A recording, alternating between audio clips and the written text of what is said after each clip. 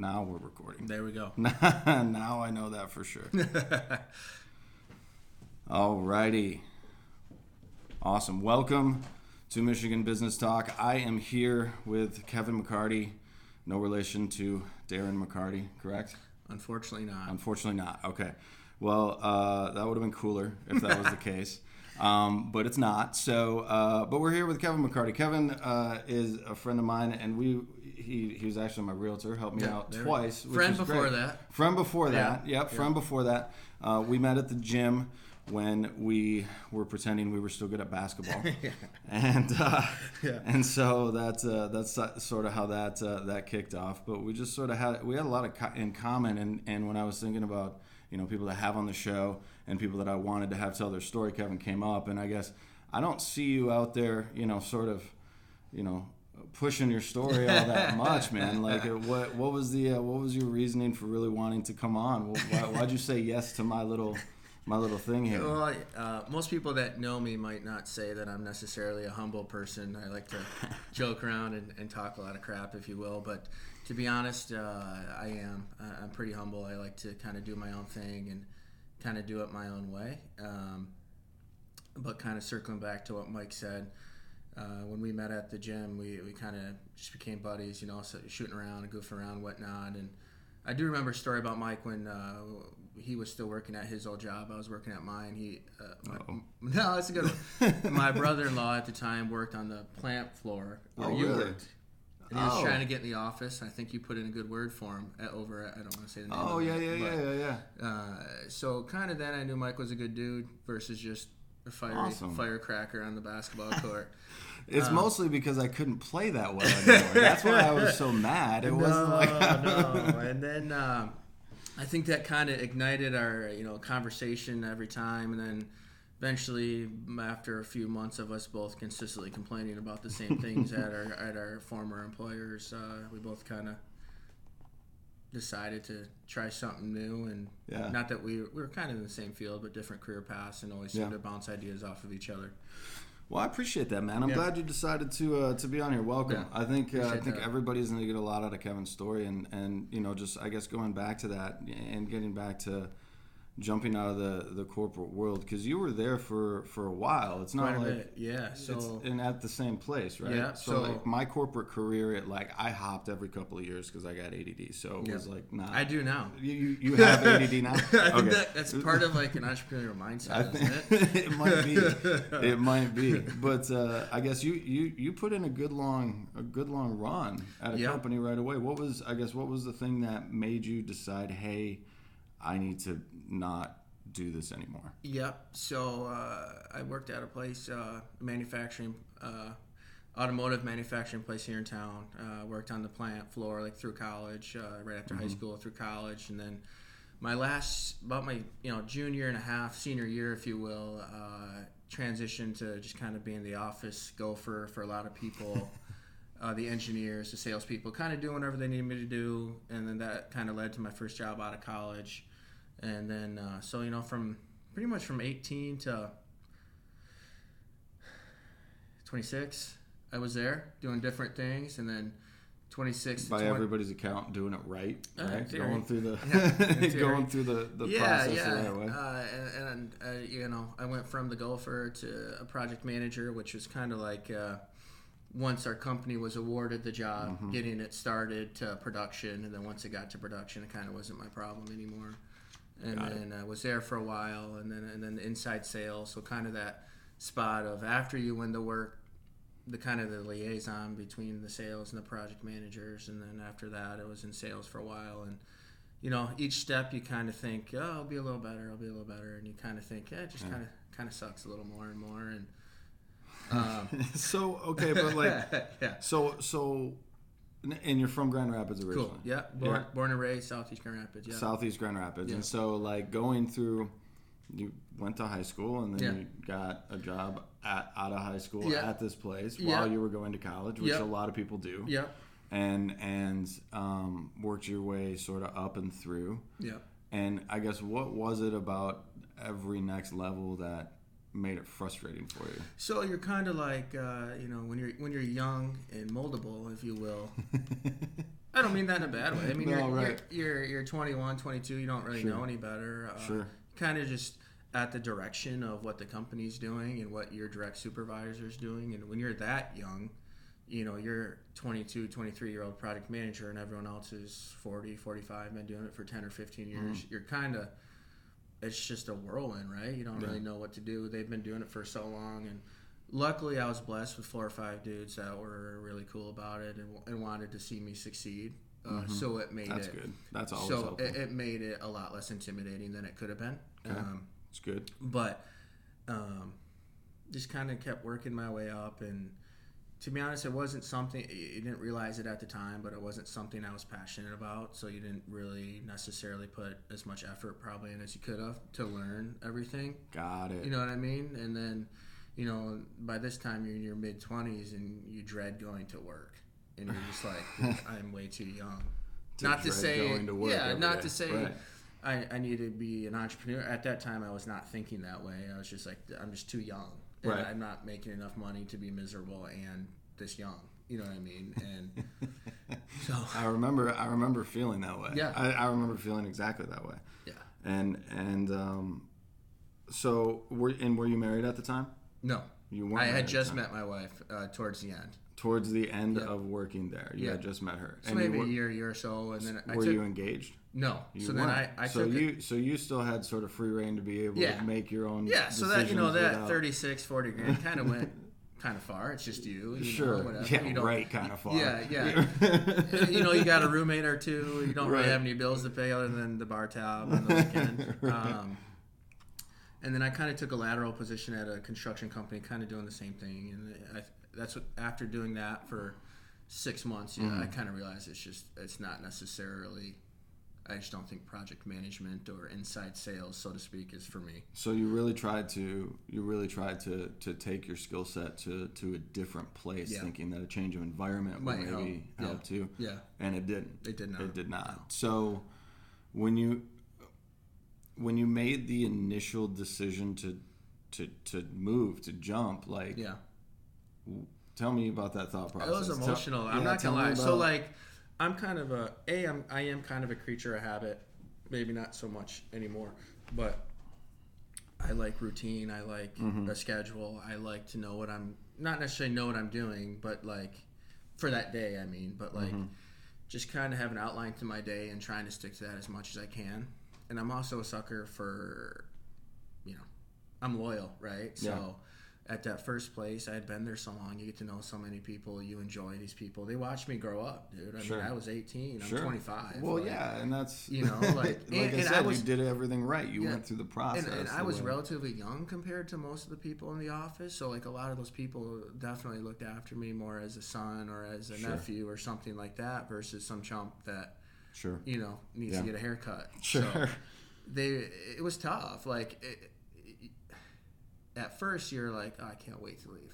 You know, you put in your 2 weeks or whatever, and you're kind of, after that, anxiety of telling your boss you're leaving. Even Massive though this is the anxiety first probably, thing I yeah. said, I put in my 2 weeks, and they say, well, we expected this 2 years ago, type of, you know. Really? Well, they're not dumb. You Sure. know, they see you're not happy, and they want you to be happy. I mean, that's the type of place I was working for. Sure. They want you to be happy, and so then that last day comes, and little Miss Grandma down the hallway brings you a sheet of cookies. You're kind of like, shit, am I making the right decision? Like, Right. but it was also the type of company that, you know, if you had to go to your kid's doctor's appointment, and I didn't appreciate it at the time because I didn't have any kids, but you know, you didn't clock in or clock out. You just went to the doctor's appointment, came back, and no one thought anything of it, and you know, no time cards. It was a great environment. There wasn't anything wrong with it. It just wasn't for me. So, and I guess why do you say that it wasn't for you? Why do you feel the environment didn't match what you thought it was going to match? You know, again, just getting back to when you're so young, you don't know, right? You don't know what you don't know. And, Sure. and going through that, you're just stoked to get your first job. And then you get to, at least in the automotive industry, I think a lot of industries are relatively the same. It's just constant deadlines and customers and vendors and all this stuff. And you better be passionate about it, because if you're not, a lot of stuff starts to fall through the cracks, and you get complacent, to be honest, if you don't care. Well, and I think that's a huge thing. Yeah. You know, when you talk about complacency, and you talked about how you lose the passion, and you talk about what that might look like and translate into your work. Yep. Right? And that's not fair to the employer. No, exactly. Right? There's nothing fair to the employer about that either. And so when you're thinking about how do I be most productive in my job, sometimes it means you got to leave. Exactly. And you're just not the right person for it. Well, and it's terrifying to leave. If it's something even if you don't like it, but you're comfortable, it's terrifying to leave. So what was terrifying? Tell me about that. Talk to me about just the unknown. Like, okay. Is it this job? Is it this place? Is this other job going to be better? Do I have another job? Is $2,000 a year more worth going to someone you may not necessarily know? You know what I mean? You think you know these people and what they stand for, but who knows once you get in there? Is it what? Yeah. You don't know them. I mean, no, they hired you, they recruited you, whatever it may be. But at the end of the day, most companies, have, depending on where you go work, if you're an engineering student that goes to work for Ford, there's thousands of employees there. Well, sure. You know what I mean? Yeah, exactly. Do you want to be a number, or do you want to work for a company that has 10 people and you're going to be an integral part of whether they fail or succeed? So why real estate? And what was that? What made you think, okay, real estate's where I'm going to go. I'm going to be an agent. This is what I'm going to do. I'm not going to be an investor. I don't know if brokerage is in the future. Yeah. I know you have property, and I know you do invest and stuff like that. But what was it that like, hey, this is my. So I kind of stumbled across real estate. Simultaneously, when I was working those other jobs, I kind of started my coaching career, coaching football and at the youth level, and then that's right, lacrosse too, right? By the end, I was coaching varsity lacrosse, and that really led me to. I enjoy watching people succeed, helping people, seeing their gratification on starting from something and then going to where they wanted to go or didn't know they could go.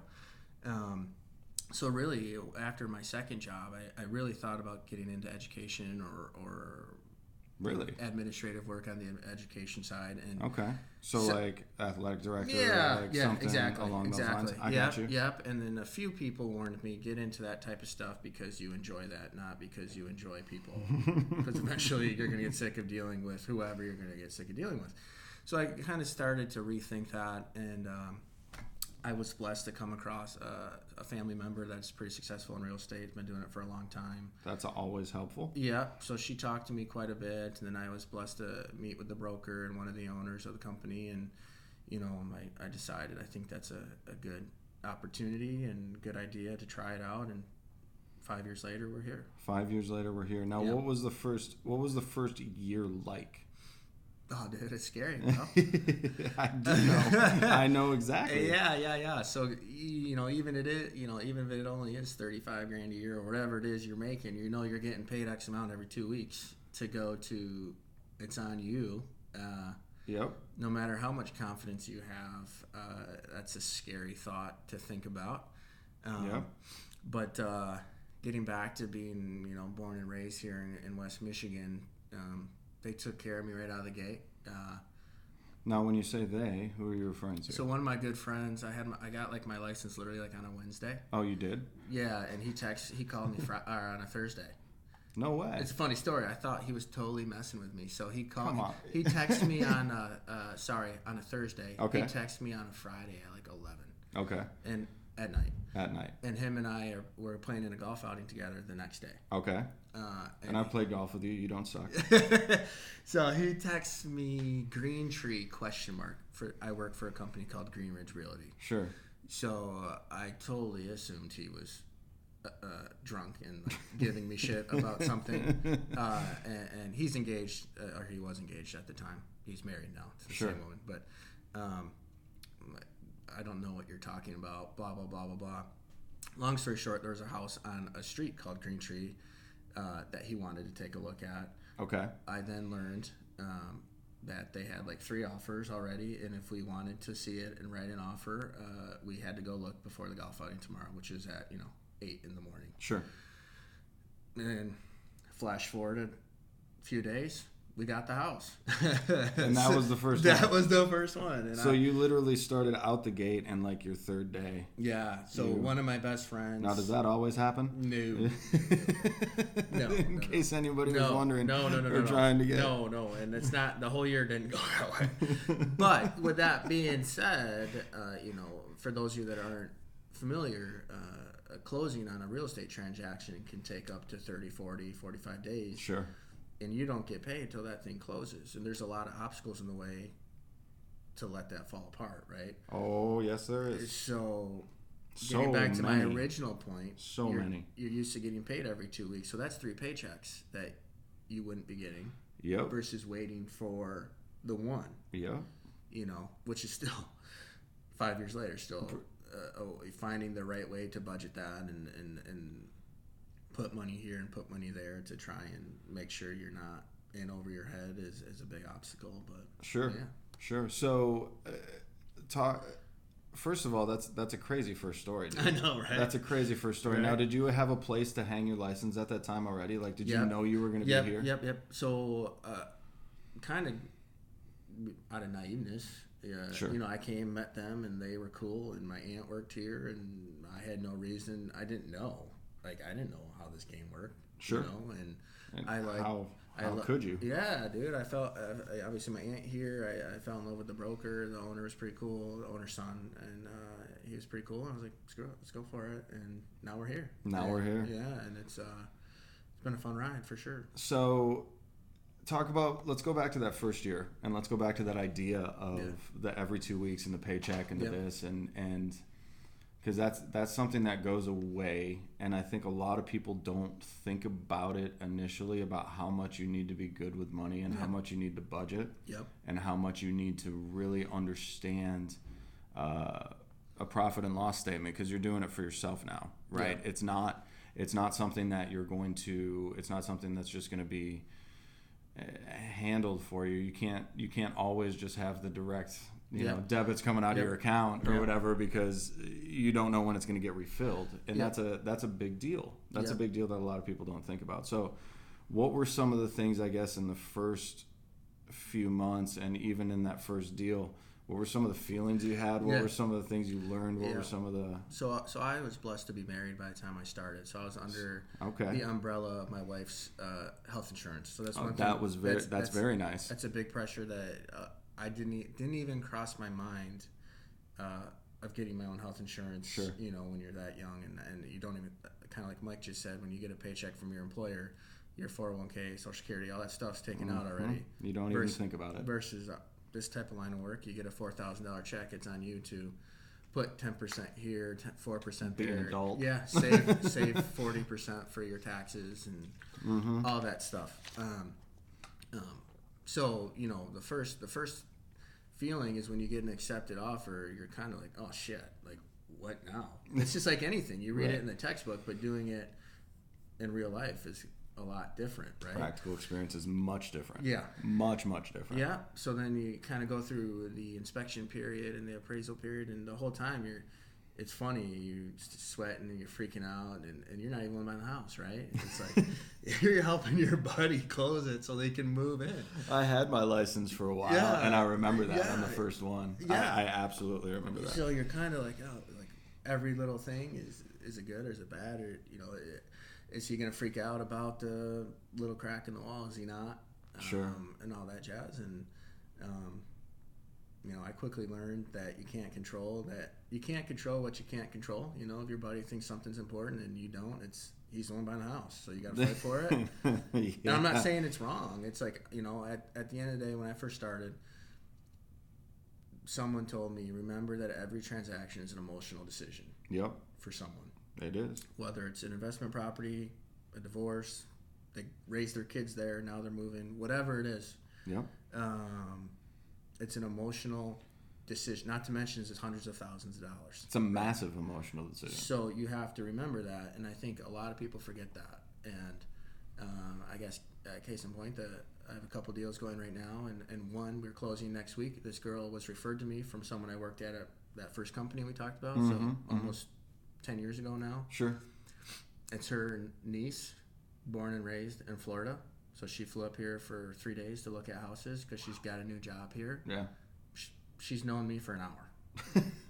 Other than texting and emailing and whatnot. Sure. And she's completely trusting me to not feed her BS, do what she wants me to do, and get shit done. So get stuff done. And obviously that's a personal relationship. Absolutely. Right? Absolutely. But there's still a gradient that you need to go up to be able to get from where you're at right now to somebody comfortable really making that decision and really signing, because like you said before, there's a lot of things that can make a deal fall apart, right? Yeah. There's so many things, and there's so many things that you don't even realize.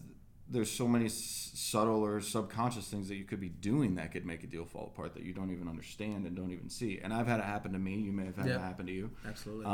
But what are some of the things that you do when you're in a situation like that and you have a client for the first time or a new client that can help them feel more comfortable around you? I mean, obviously, you're a bit of a ridiculous dude, so it helps to have that personality and just be, laid back and fun anyway. Yeah. But you kind of, at least in my opinion, and not necessarily specific to real estate, everyone has a story, right? Sure. And I think it's important to get to know that story, even if it takes a few meetings to get the full story, and kind of play off of that. Not in a bad way, but like, some people respond to a shoulder to cry on, and some people respond to kind of a stern talk, like letting you tell them what to do. Yeah. You know what I mean? Yeah. They don't know what to do. Right. And I don't mean that in a bad way. They trust you. That's why we're getting paid, right? To not make the decisions for them, but to guide them in the right decision, with the right decision. Yeah. And I'm not sure which one I like better.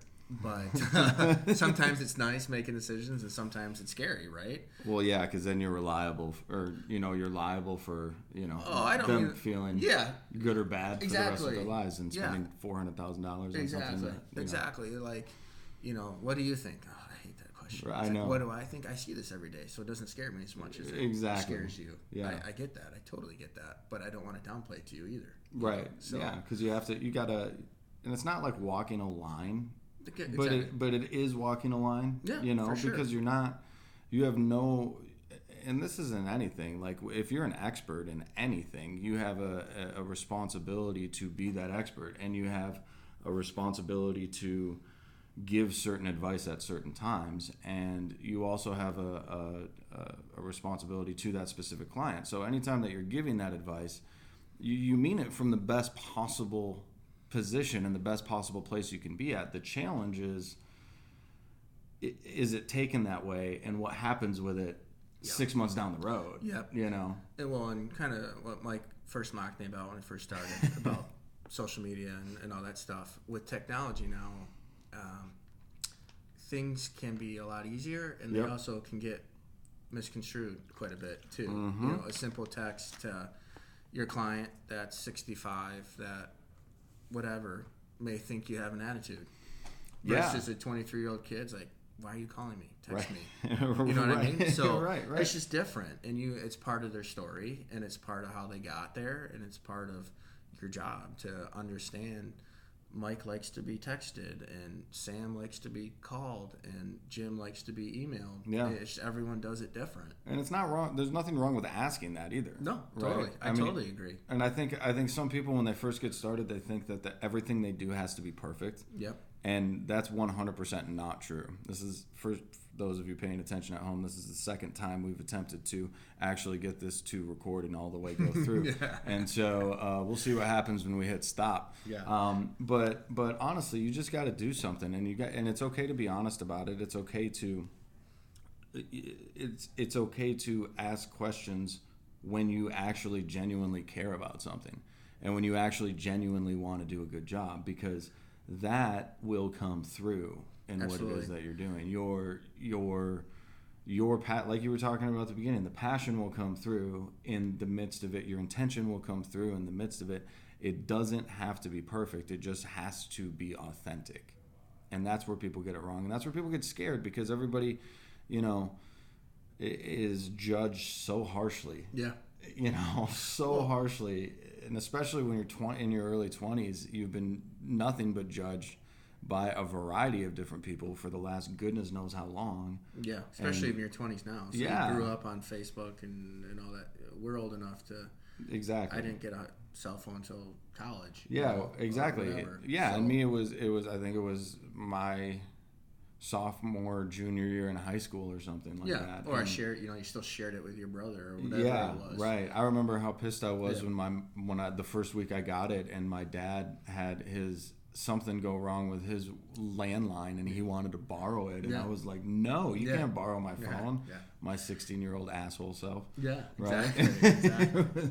But it was, it is crazy now, dude. It changed a lot. I mean, we have a lot less shame because we didn't have.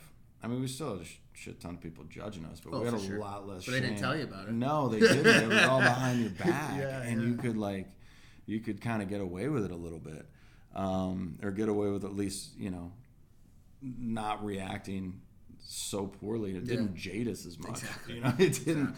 Exactly. Which it sucks now and I feel for people trying to get in and trying to break in because, and a lot of them don't have, I guess, because the ones who successfully got through YouTube and Facebook and didn't have all the ridiculousness and now TikTok, holy crap. Yeah. Are you on TikTok? No. Oh, dude, it's crazy out there. It's crazy. There's a lot of crazy people on TikTok. There's a lot of cool things on TikTok. There's a lot of really cool basketball stuff on TikTok. Yeah. You would dig that. Yeah. That would be good. But you don't market social media. So it doesn't really matter, I will. That's my 2020 Is it? goal. Okay. That was also my 2019 goal. So what stopped you in 2019?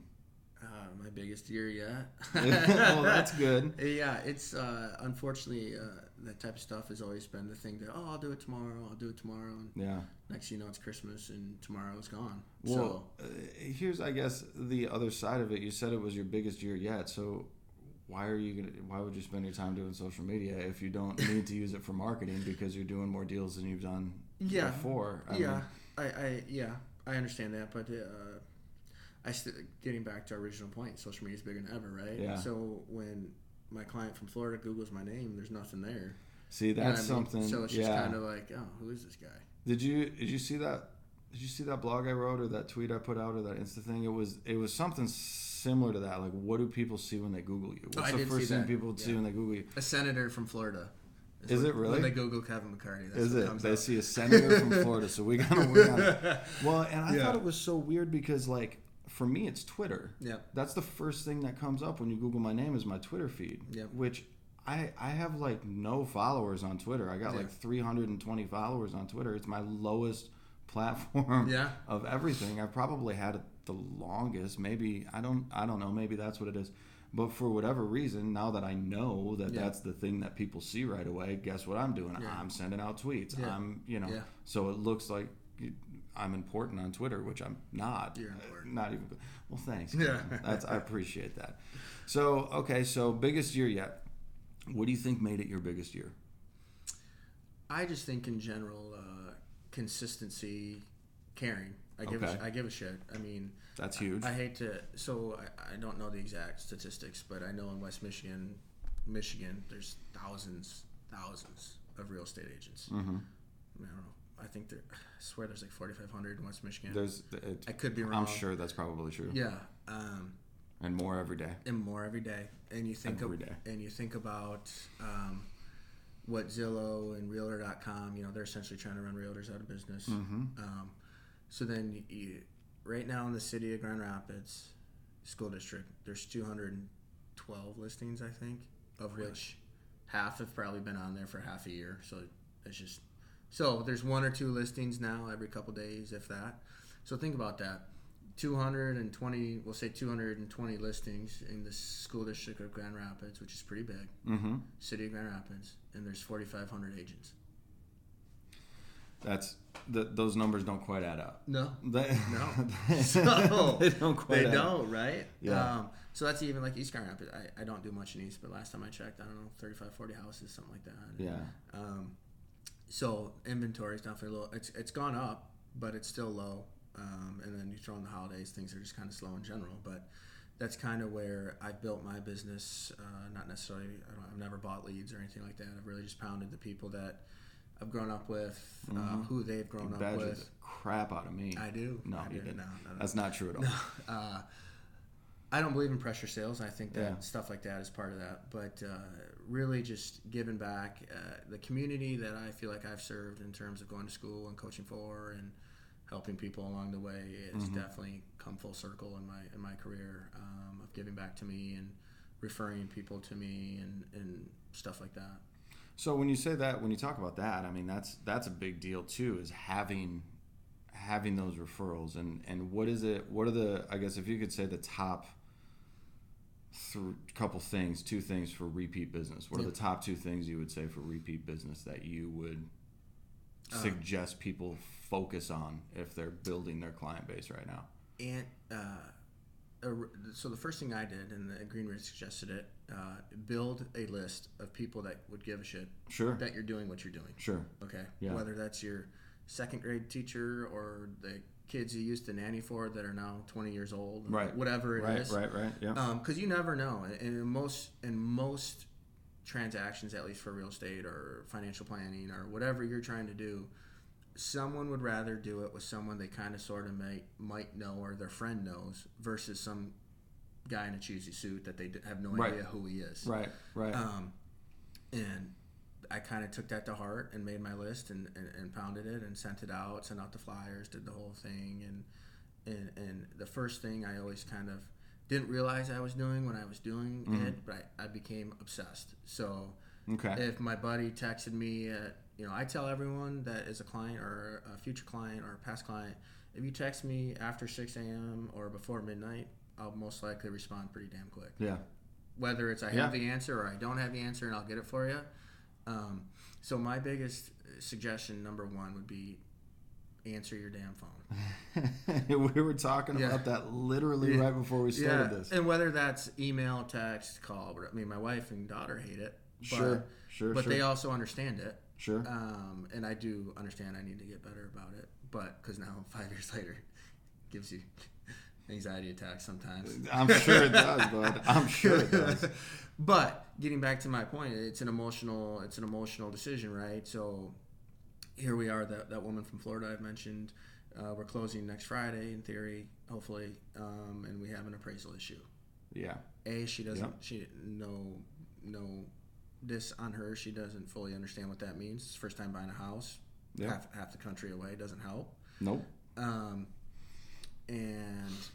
she pretty much, I 2 days ago, or 3 days ago, sorry now, we found out we had an appraisal issue. And I just said, don't worry, we'll figure it out. She's freaking out. Her new job starts January 3rd. Yeah. So she's coming here whether she's got the house or not. Right. She'll be sleeping in the conference room here. Exactly.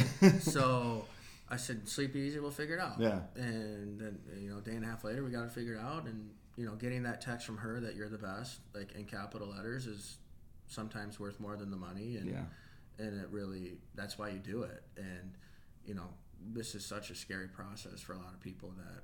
It is, isn't it? Oh, for sure. It's still scary. And it should be. It's a big deal. It's a big deal to be able to find the right thing at the right time, at the right place, in the right location. All of those things matter, which is why it's important to have somebody on your side for it. Yeah.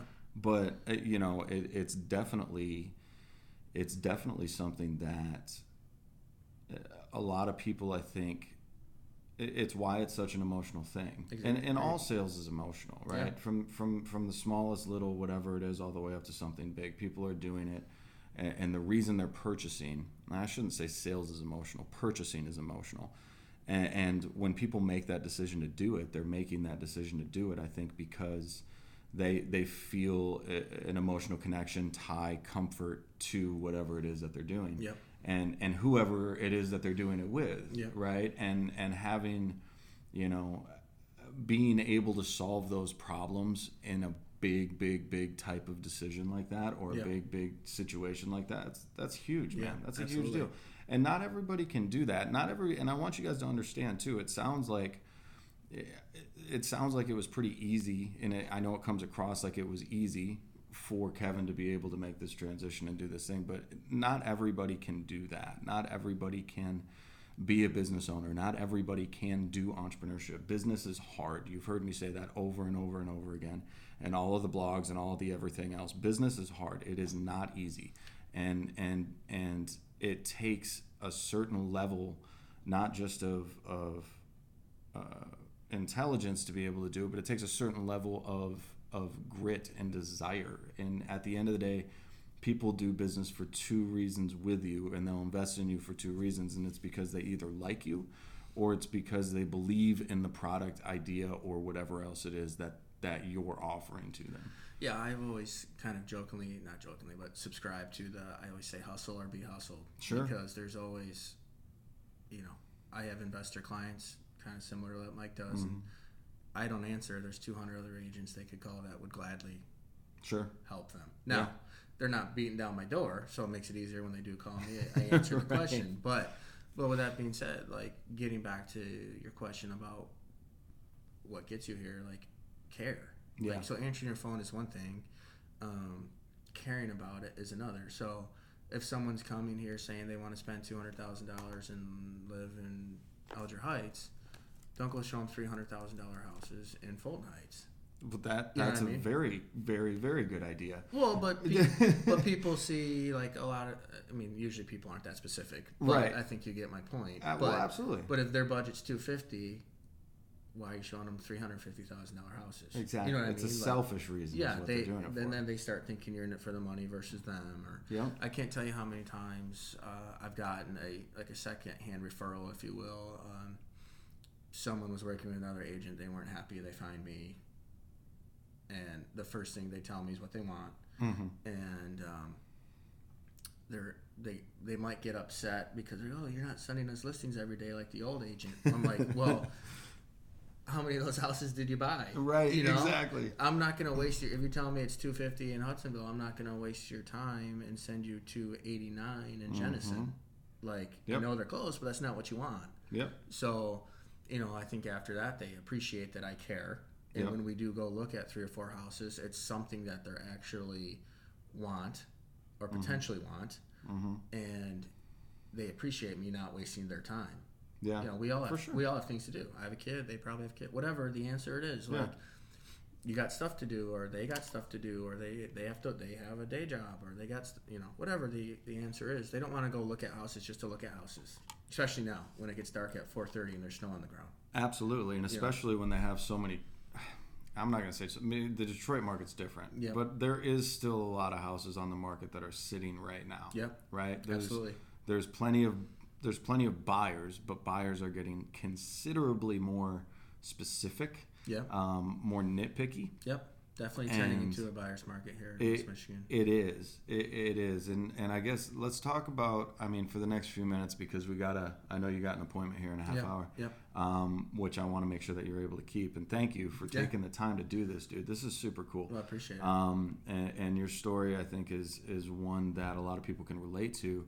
And a lot of people want to get started in real estate, and a lot of people want to get started in real estate sales, and just passing the test and finding a brokerage isn't good enough. No. It's not. You need to find the right brokerage too. Well, and I think I meant to say this earlier. I think one of the misconceptions about being an entrepreneur, whether it's real estate or whatever you decide to do, I think most people's first thing is, I don't have a schedule.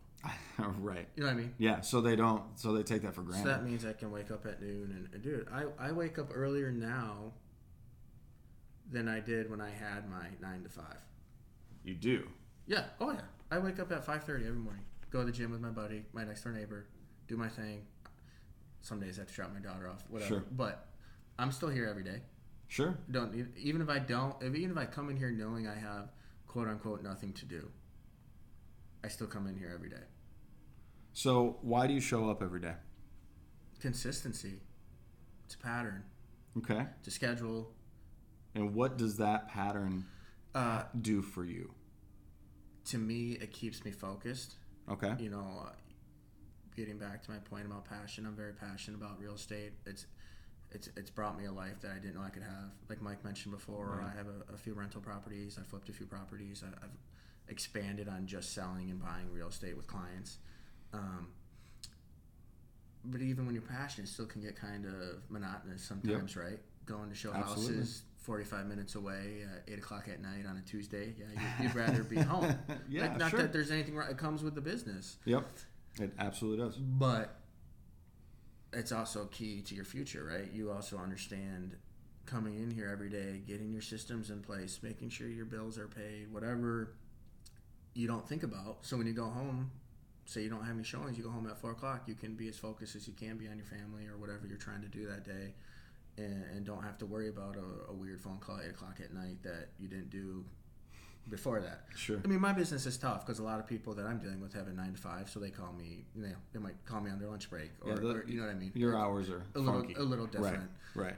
But when you get a little more established and define to your clients kind of what's going on, they respect that too. They understand that you have a family, and I'm not going to waste your time, and they don't want to waste mine. Right. So it goes a long way. Yeah, absolutely, man. Absolutely. So what is the next year look like in the real estate world? First of all, I guess what do people need to know about this next year? So whether they're selling their house or they're buying their house, what is the number one thing that buyers need to consider, and what is the number one thing that sellers need to consider? I think with buyers, right now is a great time.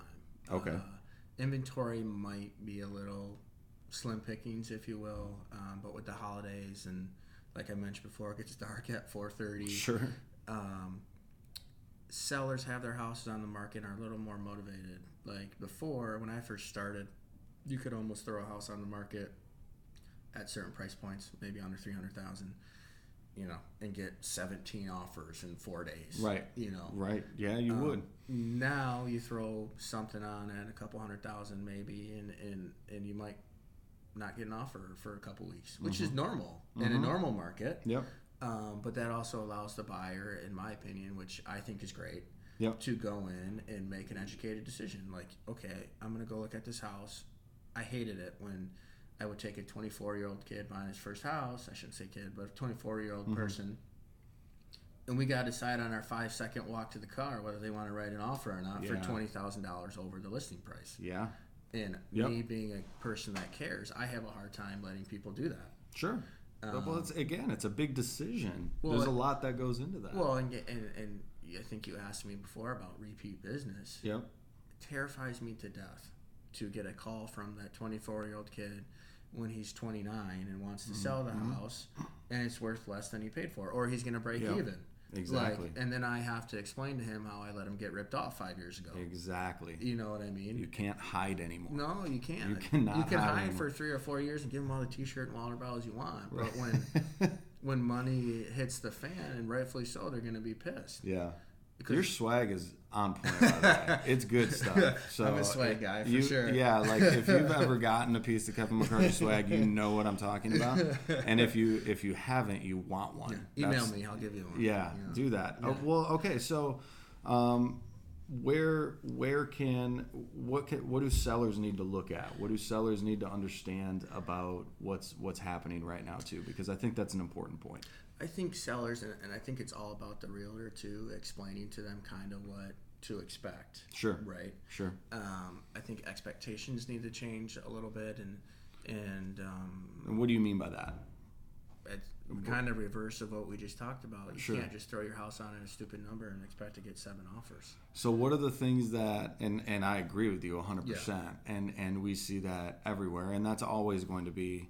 Because here's the thing. When you're selling your house, if I'm a buyer, I don't care about the last 20 years you spent there. Yeah. I don't. And it kind of sucks, and I'm not trying to be rude, and I'm not trying to tell you, to let your house go, but I'm not paying for the emotional connection. Exactly. And a buyer isn't going to pay for an emotional connection. And a buyer's agent, his responsibility or her responsibility is to negotiate you down from that number to make sure that there's a fair price for everybody there. And I think that people sometimes forget that the market will really make the final decision. Yep.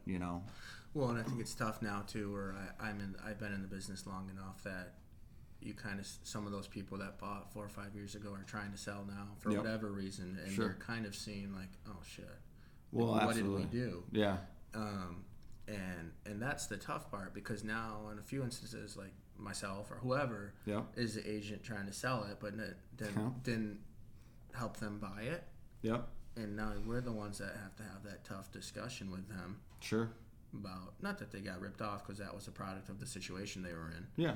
But this is how markets work. And this is how it is now. Yeah. And it's tough. It's a tough decision. It breaks your heart, really. It stinks. Well, sure. And those saying, it's funny, we just talked about, I just taught a class on crucial conversations yesterday. And it's that type of thing, that those types of conversations are hard to have, but they're absolutely necessary. Absolutely. And they help move you forward. But with the market changing, and it's changed so much in 6 months, even. Yeah. Like, I mean, we're looking, in everywhere, I think. Yeah. And, we sold our house in 6 hours, right? And I'm sure there's still pockets where that happens, right? Like my pocket where we lived before, and I didn't know this when I got the house, but thankfully it was the case, is, it was one of the fastest growing pockets in the Midwest. And that, we got lucky. God was looking out for us. We got lucky. Great realtor. Well, yeah, we had a great realtor. I should have chalked it all up for that. But honestly, when you look at it, 6 hours, that's a crazy situation. Yeah. That really is, and that's not the case anymore. And a great realtor is a realtor who can help guide you through the not 6 hour situations. Well, even I think you guys even kind of had the thought. So we listed it at a certain price. Yep. 6 hours, we get a great offer for $8,000 more, something like that. It was over asking. And on paper, you're like, oh shit, let's sign it and be done. But then you kind of start thinking like, well, let's see if someone else wants to. Yeah. You know what I mean? You kind of, it's a quick decision that you thought would be an easy one. Yep. We wanted price A. We got A times 3. Yeah. Let's just go for it. Yeah. And then you're kind of like, oh shit, that was only 6 hours. Maybe I can get 10 instead of 8. And then your brain starts going. For sure. And it kind of takes a realtor really back in a little bit. It really does. it really does, because we had that conversation. I think we had that conversation over the phone, or it might have been in person. I don't know. But having those types of skills as a realtor, and having a realtor who has those types of skills, I think is incredibly important, especially in a market right now. And if there's one thing that I do know about you, and I didn't give you enough credit, I should give you significant credit for helping us navigate the other situation when we bought our house, which there's people listening who know that situation, so I'm not going to go into it. But it wasn't my fault. It was not his fault, but it was crazy. Yeah. Holy cow! Having somebody, because we know the business, right? We're in the business. We invest. We negotiate all day long. I look at purchase agreements all day long. We know exactly what it costs to fix something, to do something. We can develop a scope of work in 25 minutes on that we could negotiate by. But that's not the point, right? The point was not to have not just because you can do something doesn't mean you should do something, right? Mm-hmm. And having that expertise was really, really good and really, really helpful. And so I'm grateful for it. I appreciate it. Yeah, absolutely. Appreciate our friendship. Yeah, for sure, man. All right, now all the ridiculous stuff is done. How do people get a hold of you? How do people get in touch with you? Because if you're looking for a realtor, whether you're looking to list your house or buy your house, I know a lot of people, and there's a lot of great realtors here, right? And we could both name off a ton of great realtors in the city, a ton of great realtors in West Michigan, and throughout the state. And you should interview them. You should interview multiple. Oh, totally. Right? Everyone's personalities are different. Yeah. Everyone's situations are different. I totally agree. And, even like in my office of 68, 67 agents, in theory, we're all competitors, right? Sure. At the end of the day, we all work for Greenridge, but we don't get paid unless we sell the house. Right. So you're friends, but only to a certain extent. We have a very family atmosphere. I'm very blessed, for sure. And that's definitely a product of the broker and the company. But I've learned over my 4 or 5 years, having another agent that you're dealing with in a transaction that is also a good dude or a good woman or whatever the case is, it makes it so much easier. Yeah, absolutely. There's no reason that in most transactions everyone can't be happy. Right. Both clients, both agents, if you treat it professionally in the way it should be done, yes, we are competitors, but we're all a family Yeah. at the end of the day. I Right. think we should be, at least. Yeah. You start fighting with the agent, no one needs that stuff. Yeah. So Exactly. And everybody's in it together, and that's the beauty of it too. You don't, in this world, obviously, like you said, you don't get paid until something closes, but there's enough opportunity out there in the world of real estate, or just around the world of real estate, where you can make the money you need to make, and and everybody can eat and everybody can win, which I think is a really good and really cool thing. So back to the question, man. How do people get a hold of you? Where do people go? What's the best way to get in touch with Kevin McCarty? Honestly, the best way is to call or text me, 616-481-7085, or shoot me an email, McCarty, MCCARTY, Greenridge.com, and like I mentioned a few times, I'll answer my damn phone and get back to you pretty quick. He does. Even if he doesn't know it, and you're like a random number from a different state. Like his last client who called from out of state, and he's like, "Oh, this is a random number from this state," and I'm like, "It's probably I'm like, it's probably a telemarketer. You shouldn't do that." And of course, he picks up the phone and is taking notes, and it's a client who's looking to do business with him and everything else. So it's good stuff. But thank you, dude. Thank you for taking the time. I appreciate it. This is cool. A lot of fun. So. Yeah, this is good. Hey, hit us up. Let us know what you want to hear about. Let us know what you want to talk about. My website, MikeDokter.com. Michigan Business Talk is available on Apple iTunes. It's available on Google Play. It will be available on Spotify. It will be available on SoundCloud coming up here as well. So, but let us know if you have a guest that you think would be good for this podcast. If you have somebody that you think would be great to have on, send us an email. Let us know, Mike@MikeDokter.com, and we will make it happen. So thank you again, Kevin. Thank you. Thank you guys for listening. Please like and share. If you don't like it, let us know so we can make it better. We're not going anywhere. Appreciate it, guys. Bye now.